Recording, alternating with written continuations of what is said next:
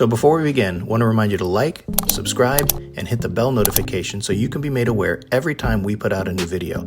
And remember to check us out on Instagram, and now you can also find us on Facebook for exclusive content. Let's get to it. Hey everybody, and welcome to another edition of All Things Universal Orlando. Today we're going to be looking at the top 5 attractions based on intensity you're not going to want to miss there at Universal Orlando Resort. So we're including Islands of Adventure and Universal Studios. Now, I get asked often, why don't I make a lot of videos on Volcano Bay?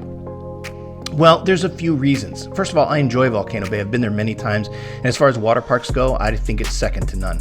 It's challenging to do videos on there as far as top 5 slides or top 5 attractions because those variables are so very different. I mean, there's so many different kinds of slides and different kinds of attractions that it just really becomes hard to rank things that don't really compare.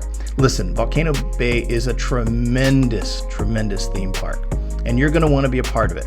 But I'm not including it in this as far as intensity goes. There are some pretty intense attractions there at Volcano Bay. They kind of speak for themselves. And I feel that I need to mention that the way I'm basing this is just on overall intensity of the entire attraction. There are some things in here that have intense elements, but only briefly. And so for that, they get nicked a little bit. They're not going to be as high as others that have a long stretch of intensity. So that's the variable. That's the scale we're going by. So with all that in mind, let's get right to it. Great Scott, number 5. Number 5 is an attraction that I really don't think is very intense at all. In fact, it's a ride, an attraction that I could miss. I don't love it. I like it. And I know it's super popular. I don't think it should go away, and it's getting ready to be rethemed. And of course, I'm talking about The Mummy. Mummy's a great attraction, don't misunderstand me. It's just not one of my favorites, and I don't think it's overly intense. But as far as indoor roller coasters go, it has some intense elements to it. Now, I'm going to give you the minimum height requirement is 48 inches or 122 centimeters. And the reason I'm giving you that information is because if you have little guys who might want to go on it, you will help knowing the level of intensity and what requirements are getting on there. So The Mummy comes in at number 5, and it's not that I think the roller coaster element or the speed of it or even going backwards is overly intense, but there are some intense elements with heat, like the fire scene and those kind of scenarios that come in and briefly really create some elements of anxiety. Now, it is mildly intense as far as roller coasters go, but there at Studios, it's not really what I would consider to be an intense attraction. Yet, for somebody who's not used to that or not big into intense thrill rides, this might be perfect. So for all those reasons, this one comes in, The Mummy comes in at number 5. Hey, here's number 4. Number 4 is one of my favorite attractions. It would be higher on this list except it's such a short-lived intensity. But it is probably the single highest element of intense that there is in Universal Orlando Resort. Of course, I am talking about Dr. Doom's Fear Fall. The element and the amount of anxiety leading up to the part in the attraction right at the beginning where it shoots you up into the sky is unbelievable. It is so anxiety-filled. It is such a tremendous element of fear. It really is aptly named Fear Fall, or should it be called Fear Flight, because you really shoot up there quickly. And when you do, wow, is it intense. It is tremendously thrilling, and I love every second of it. Carla won't go on it. She will not ever go on again. Mia and I will not ever miss it. That's how much we love it. It is intense. It is the highest level of intensity and thrill in a singular moment of any attraction there at Universal Studios, Islands of Adventure, Volcano Bay, anywhere you go. I might even say it's certainly, I would also add, it is more intense than anything Disney has to offer. You'd probably have to go to iDrive to find something to match this, and that might be your thing. It has a minimum height requirement of 52 inches or 132 centimeters, and it's intense. And for all of those reasons, Dr. Doom's Fear Fall comes in at number 4. Jump and gigawatts! It's number 3! Number 3 is the Incredible Hulk roller coaster. Great attraction, wonderful roller coaster. I think it's one of those not to be missed experiences there at Universal Studios. I love the retheming, although I liked the old track better than the new one. The retheming has been really done well. This is an exceptional roller coaster. It has a minimum height requirement of 54 inches or 138 centimeters, and it's intense from the get-go.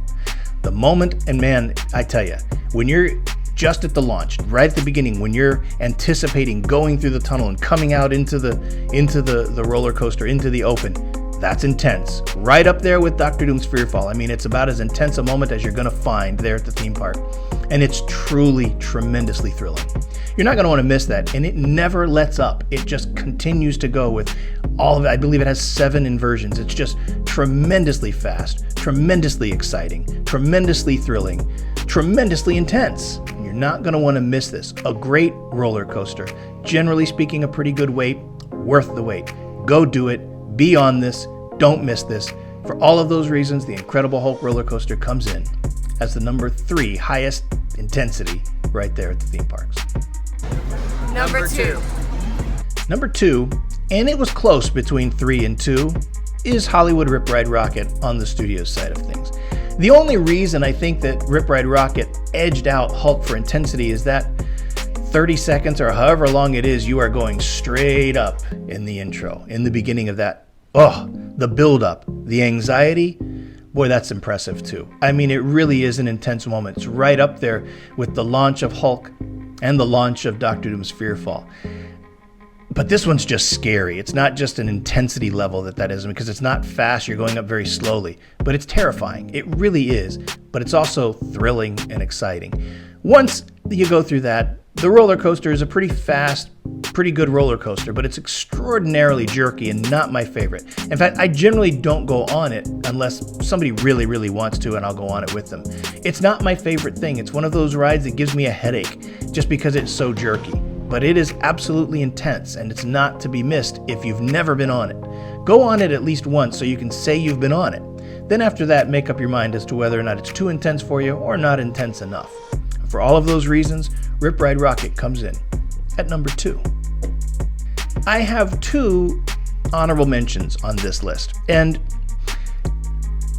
whether or not they made the honorable mention was kind of iffy. They're not really what I would consider to be intense attractions, and because of that, they didn't make the cut as far as the top 5. But I do think they're worthy of an honorable mention. I was talking with Carla, and she agreed that both of these have some moments in there that are pretty intense and pretty thrilling and should make the cut. First is Hagrid's Magical Motorbike Adventure. Magical Creatures Motorbike Adventure, I guess. In and of itself, I don't think this roller coaster is incredibly intense. I think it is incredibly fun. It is the best attraction in Orlando as far as I'm concerned. There's nothing that I find more enjoyable than this roller coaster. But it's not what I would call intense, although there are some moments of intensity. Nothing to me more intense than when the coaster drops out from underneath you in the area of the Devil's Snare. It's just a brief moment, but it is pretty intense, and it catches you out of nowhere if you're not expecting it. Other than that, there's multiple launches. I think there's 7 launches on this coaster, and they're fun, and they have brief moments of intensity, but they're very short-lived. And this is just one of those fun, family-friendly roller coasters that I don't think should be missed. Like I said, I think it's the best attraction in all of Orlando. That's my opinion, but that's what I think. But intense, it's not really how I would categorize it. It has its moments, but I don't think it's good enough to make the top 5 as far as intensity goes. Your other honorable mention is Forbidden Journey. Again, nothing that I would categorize as intense, but there are some thrilling and scary moments, and little kids might find it too intense. Whether you're indoors dealing with the Dementors, or some of the screen elements, or the way you really feel like you're moving. I know it causes motion sickness for a lot of people. Not for me, generally speaking, it doesn't, but there are some elements to this attraction that are intense. And for all of those reasons, Hagrid's Magical Creatures Motorbike Adventure and Harry Potter and the Forbidden Journey come in as your honorable mentions. Now, before we get to the number 1, I want to count down the top 5 so far. Number 5 is The Mummy. Again, the heat element is what I find intense, and some brief moments on the coaster itself. Number 4, Dr. Doom's Fearfall. I don't know anything more intense than when you are launched up into the sky on that attraction. Number 3, the Incredible Hulk roller coaster. Again, intensity from the get-go. From beginning to end, it is intense, and it's excellent. Number 2, Rip Ride Rockit. And the only reason it edged out the Hulk, and you could probably call this one a tie, but the only reason I moved it up to number 2 is because of that brief moment in the beginning when you're going straight up. That's a terrifying, intense, thrilling moment. So here it is. Hey everybody, it's me, Labby the Cabbie, and And here comes number 1. You already know what it is. I'm wearing the shirt. The Velocicoaster, unlike anything I've ever experienced before when it comes to intensity. Literally, from start to finish, it is thrill extraordinaire. It is intense. It is anxiety-filling. It is probably the most intense experience I've ever had at a theme park. The line, the theme, the cue, it's all great. And then you get on the ride and you're strapped in. And in the back of your mind is the hi-hat. When are you going to come to that? Is it at the beginning? Is it midway? And when you get to there, it's kind of like, it's not as intense as I thought it was going to be, but the feeling of intensity was there. It's just thrilling and fun. And then the barrel roll over the water. Guys, listen, from beginning to end, Velocicoaster does not disappoint. If you like a thrilling, intense, fast roller coaster, this is your thing. This is your game. This is your jam. Go make this happen.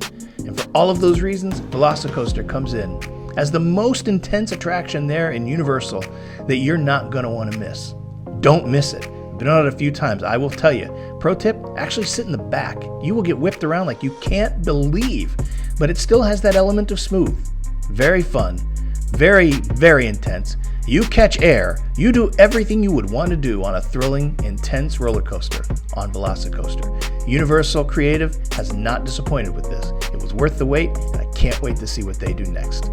So guys, that's it. That's your video for the day. Thank you for liking, subscribing, and hitting the bell icon so that you can be made aware every time we put out a new video. Thank you for doing those things. Thank you for subscribing. Thank you for sharing these things. Thanks for paying these things forward. And remember, go bless somebody else today and watch what happens in your life. We'll see you.